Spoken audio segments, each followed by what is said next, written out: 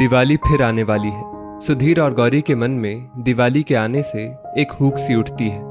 3 वर्षों से दिवाली कितनी उदासी भरी रहती।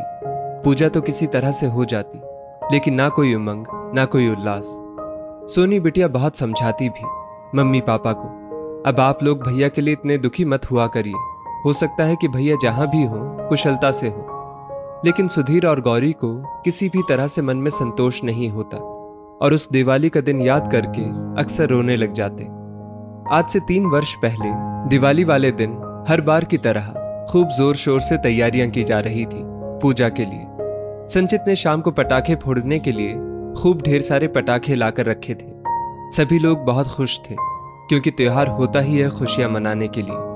संचित के कुछ दोस्त उसको बुलाने आए तो संचित मम्मी पापा से कहकर निकल गया कि आप लोग पूजा की तैयारी कीजिए, बस मैं अभी आता हूं। काफी देर हो गई लेकिन संचित वापस नहीं आया। आखिरकार थक हार कर सुधीर गौरी ने पूजा प्रारंभ कर दी। पूजा भी समाप्त हो गई लेकिन संचित नहीं आया। जब काफी रात गहराने गई तब संचित ने घर में प्रवेश किया और उसको देखते ही सुधीर ने उसके ऊपर बेतहाशा चिल्लाना प्रारंभ कर दिया। गौरी रोकती रही, उसे पूछ तो लीजिए कहां था, लेकिन क्रोध में व्यक्ति की सोच बंद हो जाती है। संचित ने कई बार अपनी बात समझाने का प्रयास भी किया, लेकिन सुधीर पर तो जैसे गुस्से का भूत सवार हो गया था और संचित की एक भी ना सुनी। जवान खून गर्म होता है और संचित गुस्सा होकर घर से कुछ भी लिए बिना निकल गया। और वो दिन और आज का दिन, तब से अब तक संचित का कुछ पता ही नहीं चला। सुधीर ने संचित का पता करने के लिए बहुत कोशिश की। संचित के सभी दोस्तों को भी फोन किया लेकिन उसका पता नहीं चला। संचित के दोस्तों ने बाद में आकर बताया कि एक दोस्त का एक्सीडेंट हो जाने के कारण आने में देर हो गई थी। संचित घर से निकल तो गया, बहुत ज्यादा दुख भरा था मन में। घर तो वापस बिल्कुल नहीं जाऊंगा, लेकिन जाए कहां। इसी उधेड़-बुन में वो रेलवे स्टेशन पहुंच गया और सामने जाती हुई ट्रेन में बिना कुछ सोचे विचारे बैठ गया। ये भी नहीं पता कि ये ट्रेन कहां जा रही है। थकान के कारण बैठते ही नींद आ गई। सुबह ट्रेन में शोर शराबा होने के कारण आंख खुली, देखा ट्रेन एक स्टेशन पर रुकी हुई है और वो उतर गया बाहर देखने के लिए कि कौन सा स्टेशन है। तब तक वो ट्रेन भी चली गई और वो स्टेशन था मुंबई। बस यहीं मैं अपनी जिंदगी गुजार लूंगा, पर वापस घर नहीं जाऊंगा। संचित ने छोटा मोटा काम करना शुरू किया और संघर्ष करते करते संचित का व्यवसाय काफी बड़ा जम गया, क्योंकि संचित मेहनती तो बहुत था और उसने वहीं एक अच्छी सी लड़की रिमझिम से मनपसंद शादी भी कर ली, क्योंकि साथ में उठने बैठने वाला भी तो कोई चाहिए था।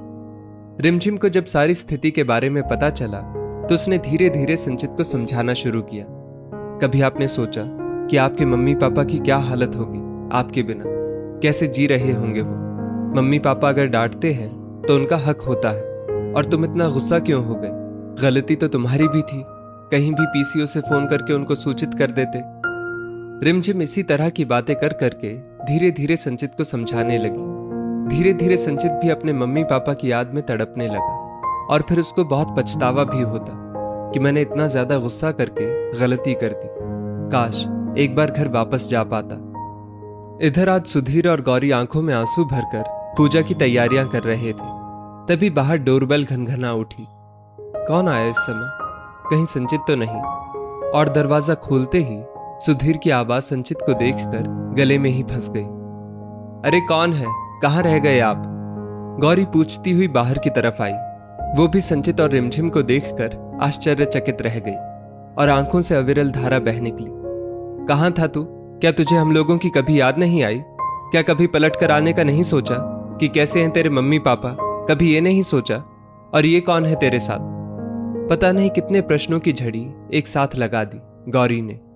संचित भी फपक कर रो पड़ा और आगे बढ़कर मम्मी के गले से लग गया। बहुत याद आई मम्मी पापा आपकी, लेकिन अभी मम्मी अंदर चलिए, सब कुछ बताता हूं आप लोगों को। रिमझिम भी लपक कर अपने सास ससुर के चरणों में झुक गई।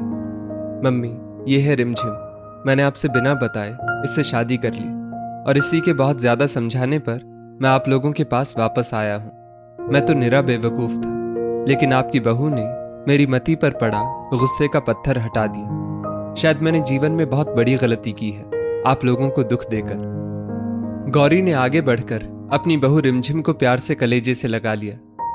तेरे कदम बड़े शुभ हैं बेटा। तेरे प्रयास से मेरे घर का चिराग आज फिर से रोशन होकर घर वापस आ गया। सुधीर जी प्यार भरी निगाहों से रिमझिम को देखते हुए बोले, मम्मी पापा जल्दी से चलिए, पूजा का शुभ मुहूर्त निकला जा रहा है। संचित माहौल को हल्का करने के विचार से बोला, हाँ बेटा चलते हैं, क्योंकि ये दिवाली तो मेरी दिलवाली दिवाली बन गई। एक साथ इस घर की लक्ष्मी और घर का दीपक वापस आ गया है। गौरी तो अपने बेटे और लक्ष्मी जैसी इतनी समझदार बहू पाकर निहाल हुए जा रही थी। आज उसी के प्रयास से संचित का अपने घर वापस आना मुमकिन हो पाया था। आज सभी लोग बरसों बाद हंसी खुशी त्योहार मनाने की तैयारी करने लगे। दोस्तों, इस स्टोरी को लेकर आपकी क्या राय है, नीचे कमेंट करके जरूर बताइएगा। और ऐसी ही और भी बेहतरीन वीडियोस के लिए हमारा पेज जरूर फॉलो करें। धन्यवाद।